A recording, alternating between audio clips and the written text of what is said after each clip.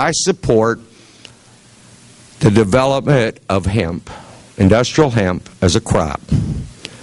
Now, that was banned in Ohio back in the 30s and federally in 71 because it's supposedly, well, because part of its name is cannabis.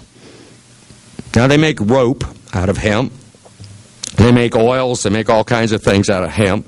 I tell you, you can't smoke enough of it. You can't apply enough of it to get high. You can't. It's impossible.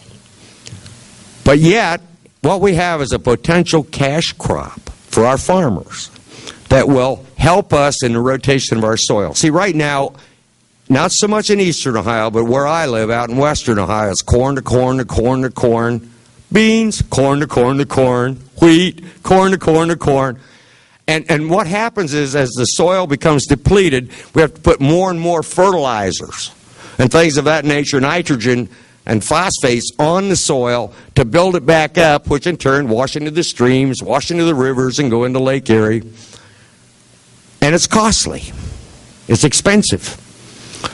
If we can put a rotational crop that restores nitrogen with very little input, but yet has a high cash value, then our farmers will go back to the rotational system that we had a generation or two ago.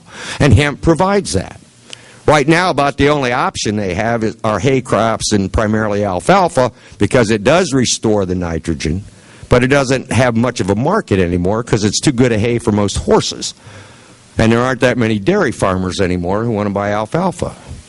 I know this is really boring stuff. I'm excited about it. I'm a farm boy. But this hemp, the hemp can be used for rope, can be used for the oils. It's also a binder in concrete. I just think what that would add, and we import it now in the United States. It doesn't make sense to me. I mean, if you're going to smoke it and get high, aren't you going to smoke an imported rope? It doesn't work that way, okay? So I think we ought to revise. It tells you again that government science isn't always good science.